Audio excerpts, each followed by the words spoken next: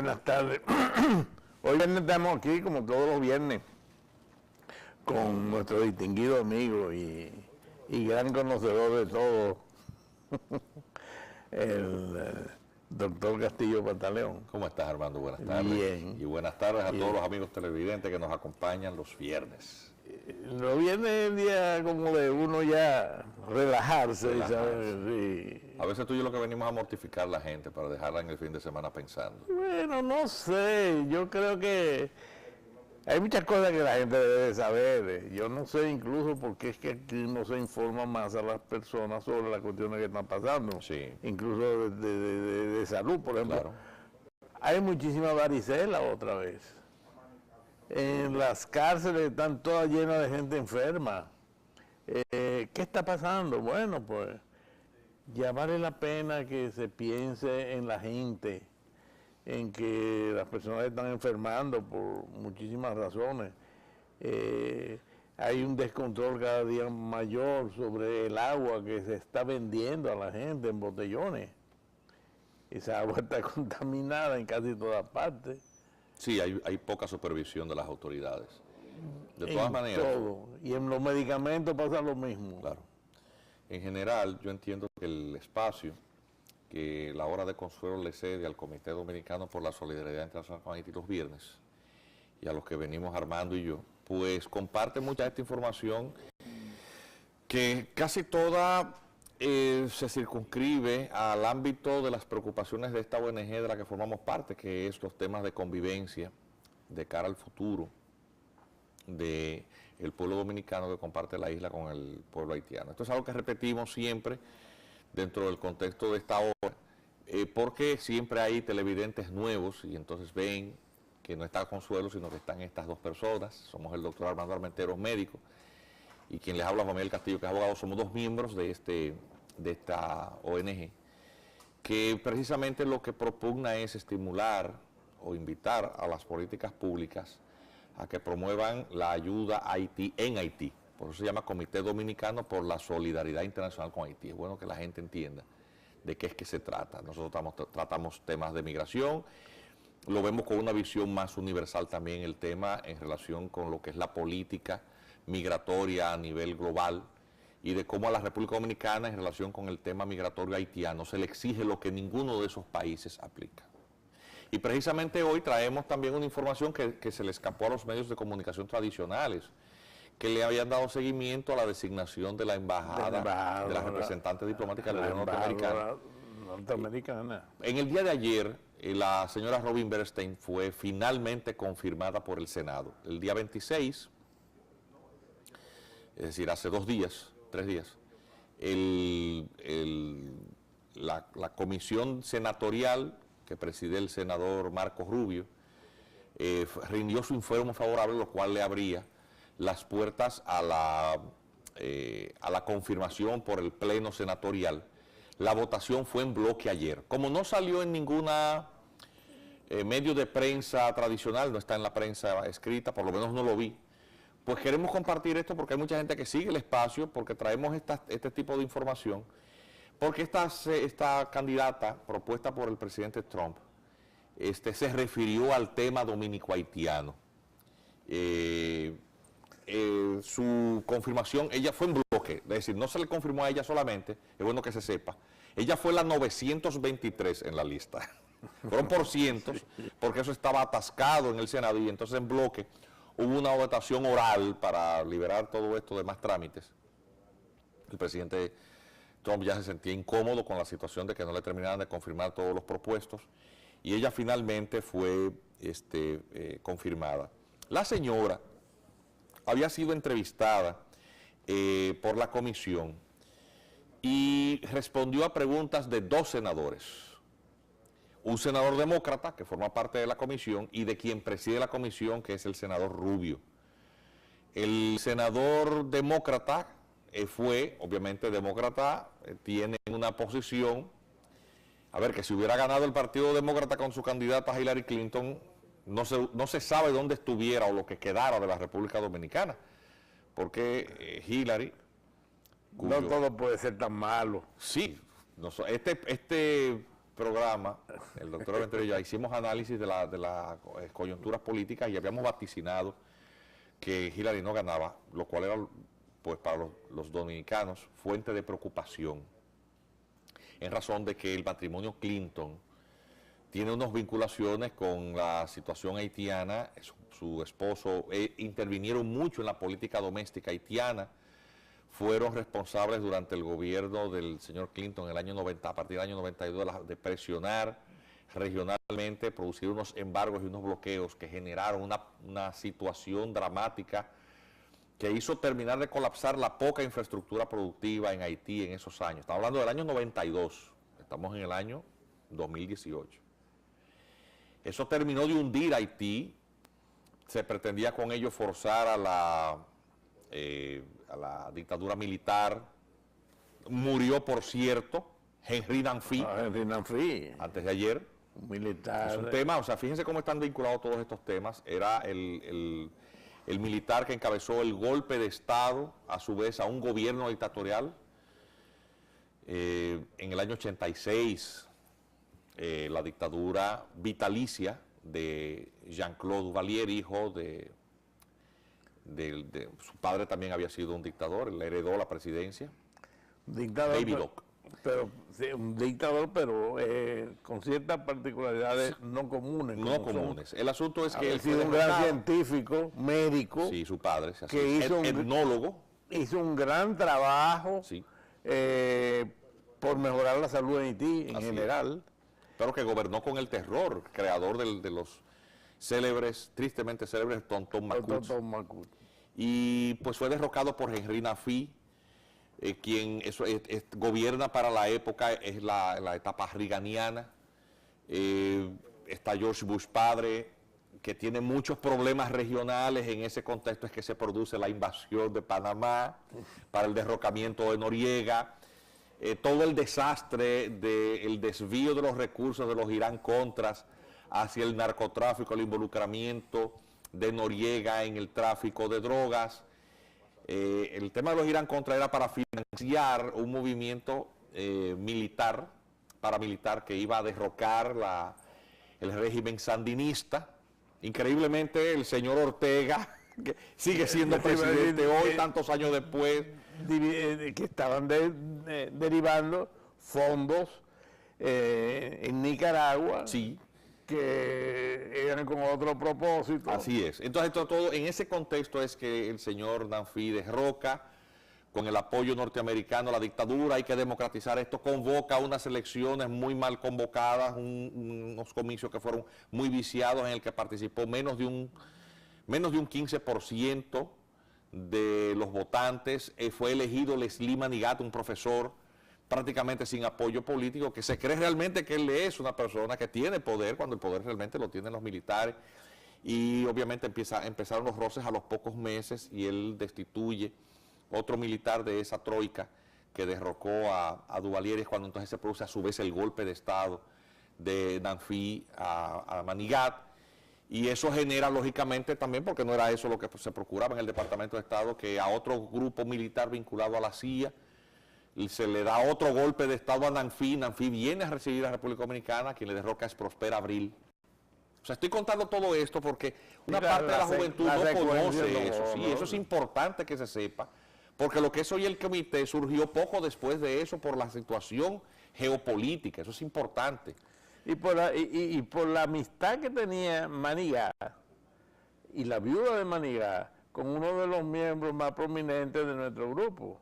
Así es. Pero atención, la señora Mirlán de Manigat, la viuda, fue candidata a la presidencia en los últimos comicios. Atención, y se volvió absolutamente antidominicana. Se radicalizó contra la República Dominicana, pero fue financiada su campaña por el senador Bautista, que supo colocar a los dos candidatos en su momento bajo su tutela, bajo su sombra, tanto al señor Martelly como a la señora Manigat. Terminó siendo derrotado con el candidato Ted Calais, con el apoyo de Martelly, que es el actual presidente Moïse. Es decir, es para que se vea que la historia está dando vueltas en círculos más o menos con los mismos sectores y los mismos intereses. Pues el asunto es que en su momento el señor Nafi, al ser derrocado, lo que hace es que se retira y asume un nivel de vida, pues obviamente con todas las riquezas. Vivió aquí 35 años. Pero con un perfil muy bajo, no se metió en nada. Próspero Abril, lógicamente, después se ve forzado a convocar elecciones. Es ya el año 1992 y el único candidato popular es un sacerdote salesiano cuya iglesia había sido incendiada en masacre, la famosa masacre de Don Bosco. Sí. Tenía un programa de radio, estamos hablando de Jean Bertrand Aristide, es decir, y por eso es cuando se hacen esas elecciones, ese mismo año, son las elecciones norteamericanas, y entonces quien gana es Bill Clinton, porque el presidente Bush no pudo reelegirse, Bush padre. Es decir, ese es el contexto para que la gente joven entienda qué fue lo que pasó. Muchos políticos y de hecho muchísimos periodistas perdieron de vista porque el país, fíjense, acaban de confirmar la embajadora y no sale en la prensa de hoy. Nosotros los dominicanos vivimos madrugados. Sí, nos levantamos como con sueño, no sé, y nos damos cuenta tarde de lo que ha pasado. Pues el punto es que no le queda al gobierno norteamericano más que aceptar los resultados en donde este señor gana con más de un 60% de los votos, pero que es un hombre de izquierdas, practicante de la teología de la liberación, en un contexto en que regionalmente hay una situación también, pero quien gana es un gobierno demócrata, con un presidente en donde él y su esposa tienen una vinculación personal, porque es que ellos se casan, jóvenes se conocen, se meten amoreciendo, miembros del Cuerpo de Paz, y donde ellos van y se conocen y establecen su relación romántica es en Haití. Por eso cuando se casan, su luna de miel es en Haití, y en su autobiografía se relata incluso como ellos participan en una ceremonia vudú y fueron ungidos con sangre de un toro negro decapitado. Todo eso está ahí, eso no me lo estoy inventando nada, eso está en internet. Y luego ellos que quieren convertir esto en su finca, Haití es la finca de los Clinton, tienen este presidente que tiene una prédica absolutamente antinorteamericana. ¿Por qué? Porque todas las dictaduras militares y la dictadura duvalierista habían sido sostenidas por el Departamento de Estado. Y es por eso que al gobierno de Aristide, que él trata de hacerse el hombre fuerte y crea su propio grupo paramilitar, porque él gana producto de una coalición que se llama Familia Balaz, pero son una multiplicidad de grupos que él logra consolidar ya estando en el poder. Y lógicamente para eliminar sus adversarios, la Balaz empieza a producir matanzas y persecuciones porque él es sumamente autoritario. O sea, eso es de hecho, su congregación le expulsa de su... Los salesianos. Sí, bueno, igual que un salesiano aquí en estos días, un hombre también con una gran labor social. Recientemente, sabemos de qué cura estamos hablando, ¿verdad? Pero no queremos caer en la boca de ese cura. Es decir, ese es el contexto. Saludo al padre Rogelio, que formó parte de Unión Nacionalista en su momento. Es muy meritorio. Muy meritorio. Te puedo notar de acuerdo. Que después vaya donde el padre Rogelio. Ahí estaban diciendo, nadie está hablando mal del padre Rogelio. Estoy diciendo que son salesianos. Y la congregación salesiana está muy vinculada en su prédica a los pobres. Y ese es el asunto. Y entonces ahí es cuando se produce, estoy haciendo este recuento para que la gente ubique el contexto. Entonces, ¿qué pasa con esta dictadura, con este grupo militar que derroca? ¿Qué se trata de que se coloque en la línea sucesoria un candidato pro-norteamericano que no pudo ganar en las elecciones, en donde resultó derrotado por Aristide, que ya también falleció? El asunto es que no ganó el candidato pro-norteamericano. Y esa es la razón por la cual esa troika permanece ahí con una parte del Departamento de Estado y los sectores militares apoyando eso, pero el presidente Clinton quiere un candidato pro-norteamericano, pero no le gusta mucho a Aristide. Entonces están tratando ahí de buscar una solución. Pero la situación de bloqueo, Aristide entonces articula todo un cerco internacional, porque tanto la OEA, y hay que reconocerle que él se movió muy bien, él supo cómo actuar, tanto en la OEA, en los organismos regionales, no reconocieron el gobierno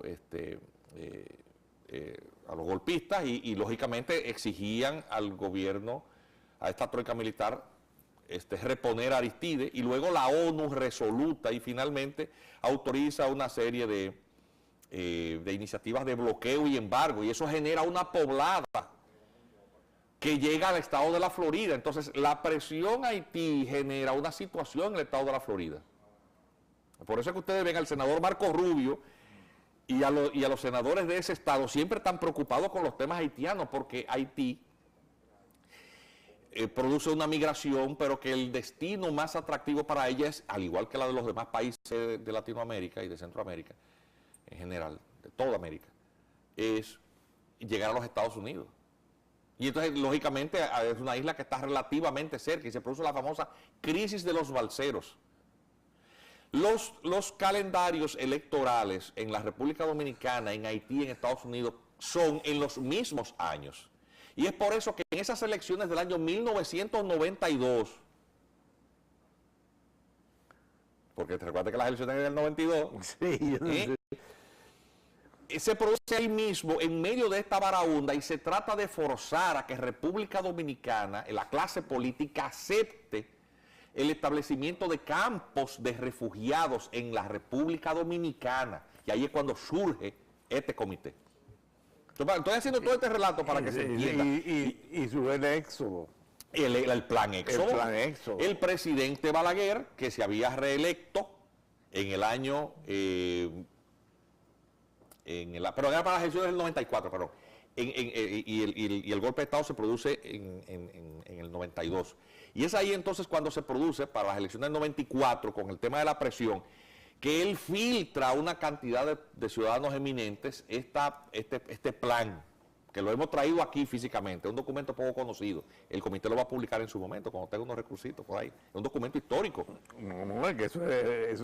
Y entonces surge Unión Nacionalista, con Armando Armentero, Consuelo de Pradel, Luis Julián Pérez, Pedro Manuel Casal Victoria, y esa playa de ciudadanos eminentes, el arquitecto de Payananita, que hablé con él ayer, saludo al arquitecto de Payananita, una persona muy querida por nosotros. Muchos se han muerto ya, y es ahí cuando surge el comité, y cuando se produce entonces el candidato que se identifica con esa línea, proclive a la aceptación de eso, ¿quién es? José Francisco Peña Gómez, de origen haitiano. Porque es hijo de haitiano. De hecho, siempre fue un mito el tema de que él era hijo de una familia haitiano. Bueno, incluso, eso, lo cual no quita un ápice de mérito a sus extraordinarias condiciones personales de él. Y al rol que él jugó como dominicano cuando el suelo dominicano fue mancillado por la bota imperial en el 65. Gran líder, es decir, aquí nadie es anti-Peñagón, pero esa es la realidad. Y obviamente encontraba en ese escenario dos políticos confrontados, dos grandes líderes.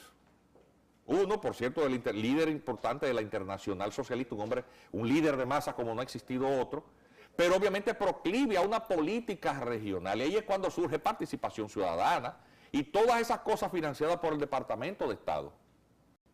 Ese es el contexto. Entonces, obviamente, Balaguer dice que el camino malo está cerrado. La Unión Nacionalista juega su rol y Balaguer gana en el 94 por un estrecho margen. Entonces se articula todo el desconocimiento parcial de los resultados de esas elecciones. Obviamente la gran conjura, que era de permitir el campo de refugiados, finalmente no produce sus frutos. La integridad de la República Dominicana se mantiene porque Balaguer tenía muchísimos defectos, pero también tuvo su virtud, entre ellas que era un gran nacionalista. Se lo está diciendo, porque hay que ser objetivos. Duarte aconsejaba eso, ser justos es lo primero. Una persona que yo creo que a nadie le puede caber en la cabeza que sea balaguerista. Yo una vez, de hecho, yo fui juez de instrucción y cogí para el Palacio Nacional a mano pelada a citarlo por el crimen de Orlando Martínez. Es decir, que eso es algo que también es un hecho histórico. Es decir, estoy dando ese detalle para que se entienda que nosotros aquí no tenemos un interés político, nuestro interés es la República Dominicana. Y mucho menos personales. Y de allá para acá, todo lo que aconteció fue que finalmente cuando se pudo en el acuerdo de la isla de gobernadores en Nueva York, que esa troika militar retornara el poder a Aristide, ya se había agotado el término constitucional. Y él no pudo más que ejercer por escasísimo tiempo una presidencia trunca. Pero los norteamericanos no lo quieren principalmente también porque el señor Aristide se involucró en temas de narcotráfico, como muchísimos de esos militares. Raúl Cedrás, jefe de esa troika militar, finalmente presionado, entrega, pero todo ese periodo de inestabilidad y presiones norteamericanas de 2 años, del año 1992 al año 2004, terminó de colapsar la economía. Lógicamente, Balaguer también no era bien visto porque con las resoluciones de la ONU que ordenaban el embargo comercial, eso iba a generar una poblada, y él burlaba el embargo mirando para que los guardias dominicanos miraran de la frontera y el gas y los alimentos llegaran a ese país, cuyas masas eran las que sufrían las graves consecuencias de eso. Cedrás finalmente entregó muchos de esos militares. Cedrás está vivo aún. Muchos de ellos murieron, algunos incluso en situaciones muy difíciles. Sí. Pero de allá para acá, pues el resto es historia. Finalmente quien queda presidiendo es un hombre de familia Balás, pero considerablemente más moderado, que finalmente llega el presidente Balaguer, con el desconocimiento de los resultados y las presiones, lo que hace es que acepta el recorte de su mandato, queda el Congreso en manos del PRD, fundamentalmente, o una parte importante, pero las elecciones adelantadas del 2006 apoya al candidato del PLD, que era, decía el doctor Peña Gómez, un pollito. El pollito se llama Leonel Fernández, y el resto es historia. Leonel Fernández fue presidente con el apoyo de estos dos robles, que eran Juan Bosch y Balaguer, levantando los brazos en el Estadio Olímpico. Yo estaba muy cerca de ahí. Y todo eso, ese recuento apretado. Entonces, ¿qué ocurrió? Al final de cuentas, el gobierno norteamericano pues no alcanzó sus objetivos, pero siempre ha presionado a la República Dominicana para que acepte esa enorme cantidad de población haitiana. Cuando finalmente se han estado produciendo en los últimos tiempos estas presiones, el Tribunal Constitucional, que es la creación de la reforma constitucional del año 2010, crea el Tribunal Constitucional que zanja definitivamente el tema de nacionalidad. Y la pretensión de los norteamericanos es no solamente que nosotros absorbamos la migración, es que le demos condición de ciudadanía. Absorbamos ese país que es un Estado fallido. Sí. Lo cual obviamente significaría crear las condiciones de la balcanización. Y durante las sesiones del comité senatorial, este senador demócrata, que se llama Ben Cardin como si fuera el diseñador de moda, Ben Cardin, de las modas, senador demócrata de Maryland, es que le pregunta a la señora, le dice: de seguro sabe usted que la Corte Constitucional de la República Dominicana emitió una sentencia en el 2013 que dejó a cientos de descendientes haitianos sin patria o apátridas, y que son personas que han vivido por largo tiempo en este país. Entonces le pregunta que qué piensa ella hacer, y entonces ahí es cuando la señora Bernstein, que fue confirmada ayer, dice que eso es un tema muy importante. La traducción literal es: gracias, senador, por esa muy importante pregunta. Los derechos humanos son muy importantes para mí, especialmente como alguien cuya familia salió de Rusia por la falta de respeto por los derechos humanos. Así que esto es algo que está profundamente regado en mi alma, y esto es algo que, en una pregunta que es muy, muy importante para mí, en primer lugar estoy de acuerdo con usted de que los derechos humanos deben ser respetados, y el Papa, incluso el Papa Juan Pablo, dijo que cada quien, si puedo citar, cada quien debería tener la oportunidad de comer suficiente, de ser cuidado cuando esté enfermo, de encontrar vivienda, de estudiar para superar el analfabetismo, de ser bien valorado y apropiadamente pagado por su trabajo. Todo esto ofrece una vida realmente humana para hombres y mujeres, jóvenes y viejos, y yo tendría un papel muy activo trabajando con la embajada o el personal de la embajada. Entiendo que esto es algo que hacemos, y si soy confirmada trabajaremos para ayudarles a obtener pasaportes, y trabajaría esperanzadamente con mi estimada colega Michelle Sison, embajadora Sison en Haití, y tratar de trabajar con ella si habría algún problema donde podríamos colaborar juntas e intentar asegurar que la restauración de las personas que son citadas apátridas tengan sus derechos. Eso fue lo que ella dijo frente al comité en abril. El informe salió tras antes de ayer, el 26, y ayer 28 fue confirmada. No ha salido en los periódicos, pero es así. Yo estoy leyendo la información del internet Es increíble que uno que no sea un espacio noticioso tenga que estar enseñando ese tipo de cosas que son de amplio interés para la República Dominicana. Y obviamente eso nos preocupa a nosotros, porque aquí el gobierno dominicano está jugando una baraja muy jodona. No sé si te diste cuenta de que... ¿Te gustó esa expresión? Claro, es una baraja que no se sabe finalmente qué es lo que nos va a tocar. Hicieron una encuesta nacional de inmigrantes. Y no sé si te has dado cuenta del giro que le están dando a esa encuesta, financiada por el gobierno norteamericano y por la Unión Europea. Es diciendo que el rol del gobierno es suplir todos los servicios sociales básicos a todo el mundo, sea dominicano o no dominicano. Y obviamente este gobierno, que tiene una agenda, obviamente, que busca la continuidad a toda costa, si no la reelección, porque los obstáculos son difíciles, en razón de que el otro senador que le pregunta es Marco Rubio, ¿qué es lo que señala? El tema de Venezuela, porque República Dominicana ha votado siempre en contra de, y eso es lo que señala Marco Rubio, en contra de las iniciativas norteamericanas contra Venezuela. Y hay mucha vinculación, de hecho hay mucho lavado de dineros del madurismo aquí, y hay mucho negocio por ahí. Hay mucho negocio. Porque no se crean ustedes que Maduro es tan estúpido de no tener su alcancía en algún lado. No la puede tener en Estados Unidos y no la puede tener en Europa. ¿Dónde la tiene? Maduro la tiene aquí. No la puede tener en Panamá. Porque por allá los agarran. Y es aquí donde se está lavando ese dinero. Hace tiempo que está lavando dinero venezolano aquí. Pero no solamente de Maduro, desde antes, desde la época de Carlos Andrés Pérez. Sí, desde que Carlos Andrés Pérez estaba en ese asunto. Siempre. Todos esos edificios que están en la avenida de George Washington. Claro, y por eso es que tú ves también que un funcionario importante del danilismo ahora aspira a presidente. ¿Quién? El director de migración, que anda empeñado a ver de qué manera le dan cédula, será para que voten por él. Él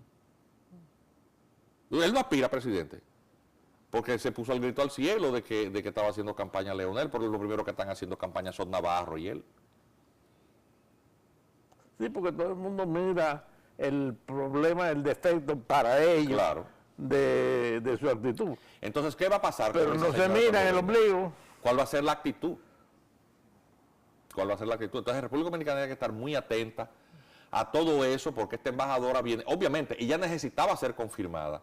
Y si un senador demócrata porque obviamente lo que ella está diciendo no tiene nada que ver como de la forma en que el gobierno de su patrocinador Donald Trump lleva los temas migratorios, que les tiene el limpiavidrios encendido a todos los inmigrantes para los Estados Unidos. Entonces, lo que ellos están utilizando como política interna en tema migratorio, si nosotros lo hacemos, se supone que tienen que respetarlo, pero el discurso con el que esa señora viene, habrá que ver cuando ella llegue aquí, porque ya está confirmada. Ya el senador demócrata no puede meter la cuchara. Ya no puede meter la cuchara. Y la agenda que ella está obligada a cumplir es la de la línea que le baja el presidente Trump. Entonces, bueno, ¿qué va a pasar? Me preocupa que la actitud del gobierno dominicano, bueno, Isidoro Santana, yo estoy hablando específicamente del señor Santana. Y la idea es sencillamente que República Dominicana se eche encima el problema haitiano. Bueno, estimular una migración. Eso ha sido lo de siempre. Eso no es nada. O sea, y entonces lo que veo es que el país ahora todo gira alrededor de una chercha. De estos temas que son muy importantes, porque ese es el futuro del país. Los grupos que se oponen al gobierno, fundamentalmente Marcha Verde, de eso no habla. Que Marcha Verde es financiado por esa misma cosa, porque obviamente, ¿de dónde sale el dinero? Mira, yo soy abogado, yo vivo de mi profesión, en mi oficina no hay una sola iguala de ningún gobierno, ni de este ni de ninguno, me gano el peso muy, muy duramente. Y tengo que ir muchísimo a los tribunales. Ahí frente al edificio de la Suprema, un poquito más arriba, frente al Congreso más bien, hay un campamento. Y yo veo una carpa y muchísima gente jugando dominó con su cosa. El día entero ahí. Y yo me pregunto, ¿quién cotiza ahí? ¿Quién paga eso? Porque ninguna persona que tenga que trabajar para vivir puede pasarse el día entero jugando dominó. ¿Alguien paga eso? ¿O pretenderán que uno es estúpido? ¿Quién lo paga? ¿Para quién cotizan? Porque para alguien tiene que estar financiando eso. Y eso sigue el mismo librito de Eugene Sharp, de la guerra de los colores, la revolución de los colores. Entonces el tema es solamente ver la corrupción vinculada a Odebrecht, que está muy bien que tengan ese reclamo, pero yo quiero ver las otras preocupaciones y son las mismas figuras de la sociedad civil. Lo mismo de los cuentos que yo estoy haciendo del año 92 de esta parte. Señor, me parece que tenemos que cumplir con los compromisos comerciales. Sí, nos están haciendo señas allí. Vamos a cumplir para que no nos dejen seguir hablando. Adelante, señor director.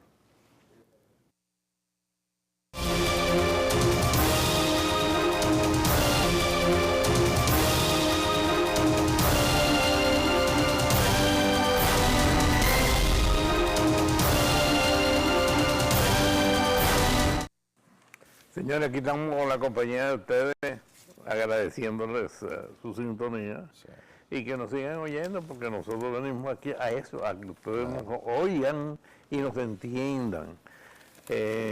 Nosotros nos diferenciamos un poco de la mayor parte de las personas que hacen programas de este tipo, en que hablamos para que nos entiendan.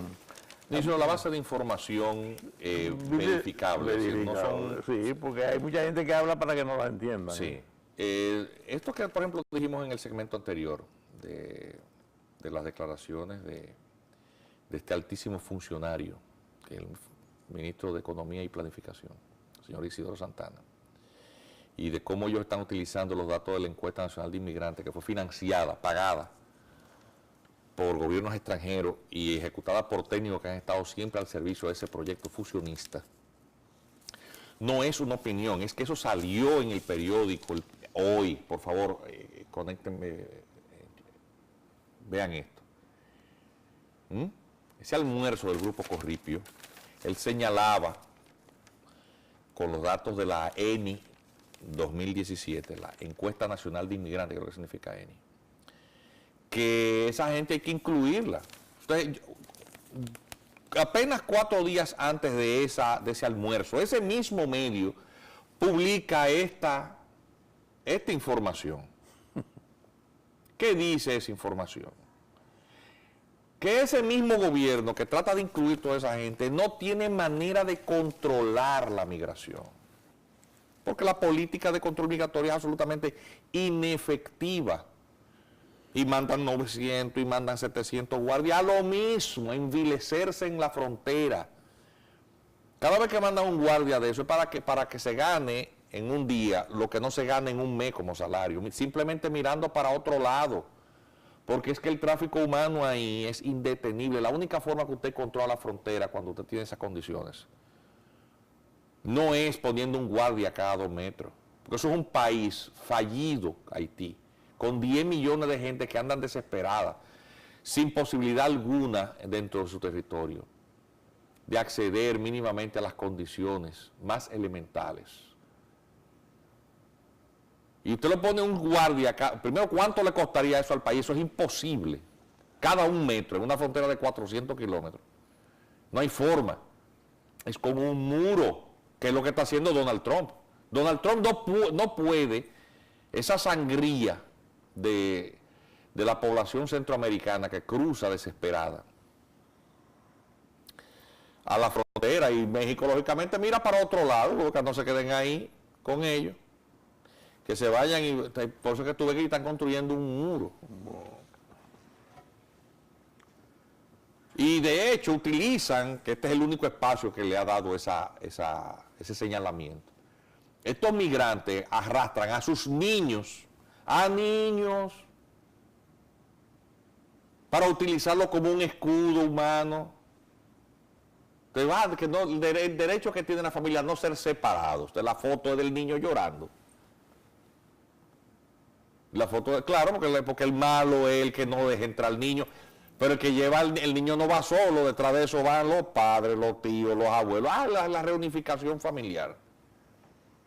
Explotando al niño. Cuando no lo pueden alquilar en una esquina, pues tú la ves aquí, la misma cosa, explotando a los niños. Y utilizando eso como herramienta como herramienta de chantaje. Porque al final del día es eso. Entonces, como dice, tú me has puesto en peligro la vida y la integridad de este niño por al padre que quitarle a ese muchacho. Sí. Porque el padre o la madre o el tío que agarre un niño y lo monte en una yola con el riesgo de que se ahogue en el canal de la Mona, ese no está en condiciones de ser padre ni madre de nadie. Ese niño hay que quitárselo. Esa es mi opinión. Lógicamente, para acceder a qué? A inscribir los muchachos en el welfare. Porque al final de cuentas es eso. Y recibir las ayudas sociales. De este lado, a seguir pariendo muchachos, ¿para qué? Para que el ministro de Economía y Planificación diga que el gobierno lo que tiene que hacer es más escuelas, más hospitales y multiplicar esas necesidades para hacer negocio. Porque ese es lo malo de este modelo perverso. Para que esa clase dirigente de este magnífico gobiernazo que tenemos, esa élite que circunda alrededor, pueda hacer más negocio con las sobrevaluaciones. Comprar más solares a precios que no valen. Y construir más edificios con unos presupuestos sobrevaluados. Comprar para Y los compañeros del partido todos estén mejor. El Partido de los Ladrones Dominicanos, PLD. No es así que ya, el Partido de la Liberación. Pero la sigla sería más o menos igual. Y los otros que tienen oportunidad de acceder, porque son la otra fuerza de oposición, eso es lo del partido Robaremos Más cuando lleguemos. PRM. No es así, es Revolucionario Moderno. Perdón. Fue una equivocación. Es que todos estamos pensando. Es la misma cosa. Van a lo mismo. Porque estos políticos y la gente no entiende que cuando están construyendo un teleférico, que está muy bien que lo construyan, cuando usted se va al fondo del tema, detrás de eso lo que hay es un negocio, o sea, convertir la necesidad en ocasión del enriquecimiento ilícito, porque nadie está en contra de que esto se hagan esas cosas. Por todo ese fenómeno de la corrupción, se da en ese contexto. Y la gente termina votando pensando que como que eso lo están construyendo con los cuartos de los políticos, con los cuartos suyos, malversados. ¿Sabe cuánto paga República Dominicana de impuestos en su galón de combustible? Más que ningún otro país en el área.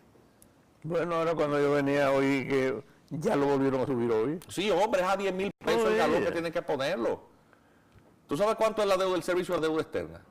Más del 50%. Porque es que de ninguna manera alcanza y la gente se cree que los gobiernos son muy buenos porque le están regalando cosas. Los modelos populistas hacen colapsar las economías. Y si no, que le pregunten a Venezuela. La diferencia es que Venezuela produce petróleo, pero cuando los precios bajan, lógicamente colapsa el régimen. Ahí se está pasando hasta hambre. Aquí estamos apalancando ese ejercicio, esa espiral demencial con más impuestos y con endeudamiento, pero eso tiene un tope. Entonces, bueno, ahora es con los chinos, con los millones de chinos. Claro, felicidades al gobierno. Esperemos los chinos. Ya yo les dije a ustedes lo que ha pasado con eso en otros países. ¿Qué es lo que va a pasar con los chinos? ¿Qué es lo que tenemos que hacer para que vengan los chinos? Sí, 10 millones de chinos, como que en el resto del mundo no hay playa. Sí. Para lo único que le interesaba ese convenio es para tener más acceso al mercado norteamericano por las manufacturas que se van a montar aquí. No se crean ustedes que eso va a producir empleo en República Dominicana. Por eso esos chinos van a venir aquí a aprovecharse de las ventajas estratégicas de un mercado. ¿Y saben lo que les basta a hacer los norteamericanos con eso? Sencillamente cerrando las puertas. El 65% del turismo dominicano es norteamericano y canadiense. Y el resto es europeo. República Dominicana, el turismo chino es étnico. Aquí trajimos a Juan Yadó. Es étnico. República Dominicana no tiene nada que ofrecer para el turismo chino. Nada. Pero nosotros estamos durmiendo el pensamiento mágico. Hermano, se nos acabó el tiempo. Sí. Pero no importa porque si Dios quiere la semana que viene podemos volver. Y el lunes doña Consuelo Despradel estará aquí como siempre en la hora de consuelo con todos ustedes. Señores, muy buen fin de semana. Y nos veremos la semana que viene. Y cuídense porque hay muchas enfermedades aquí ahora y no queremos que se enfermen. No solamente en las prisiones, sino también en las casas. Bueno, hasta pronto.